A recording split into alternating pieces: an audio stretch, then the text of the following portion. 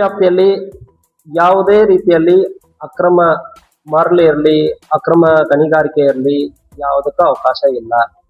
ಎಲ್ಲಿ ಇದಂದ್ರೆ ನಾನೇ ಬರ್ತೀನಿ, ಬೇಕಾದ್ರೆ ಹೇಳಿ. I challenge. ನಮ್ಮ ಪೊಲೀಸ್ ಸ್ಟೇಷನ್ ವ್ಯಾಪ್ತಿಯಲ್ಲಿ, ಬೆಳಗಾವಿ ಗ್ರಾಮೀಣ ಭಾಗದಲ್ಲಿ, ಬೆಳಗಾವಿ ಜಿಲ್ಲಾ ವ್ಯಾಪ್ತಿಯಲ್ಲಿ ಯಾವುದಕ್ಕೂ ಅವಕಾಶ ಕೊಡಲ್ಲ. ಸೊ ಸಂಪೂರ್ಣವಾಗಿ ನಾವು ಚೆಕ್ ಮಾಡ್ತಾ ಇದ್ದೀವಿ, ಇಂಟೆಲಿಜೆನ್ಸ್ ಇಟ್ಕೊಂಡು ನಾನು ಪರ್ಸನಲ್ ಆಗಿ ಇದನ್ನು ಮಾನಿಟರ್ ಮಾಡ್ತಾ ಇದ್ದೀನಿ. ಇಲ್ಲಿ ಯಾವುದಕ್ಕೂ ಅವಕಾಶ ಇಲ್ಲ.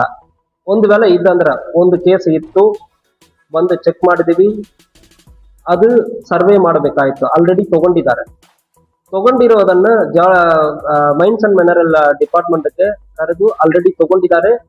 ಜಮೀನ್ ಓನರ್ ಯಾರು, ಅವ್ರ ಮೇಲ್ಗಡೆ ಕೇಸ್ ಮಾಡಿ ಎಷ್ಟು ತಗೊಂಡಿದಾರೋ ಅದಕ್ಕೆ ಅವರು ರಾಯಲ್ಟಿ ಪೇ ಮಾಡಬೇಕು ಮತ್ತು ಕಾನೂನು ರೀತಿಯಲ್ಲಿ ಅವ್ರಿಗೆ ಅದು ಉತ್ತರ ಕೊಡಬೇಕು.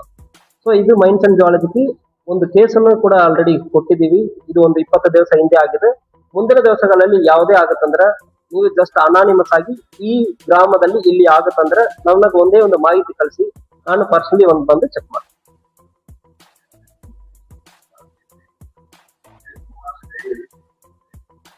ಸೊ ಈಗಲೂ ನಾನು ಹೇಳ್ತೀನಿ, ಎಲ್ಲಿ ಆಗತ್ತಂದ್ರೆ ನೀವು ಬಂದು ಸ್ಟ್ರೈಟ್ ಬಂದು ಇಲ್ಲಿ ಹೇಳೋದೆಲ್ಲ ನನಗೆ ಬೇಕಾಗಲ್ಲ.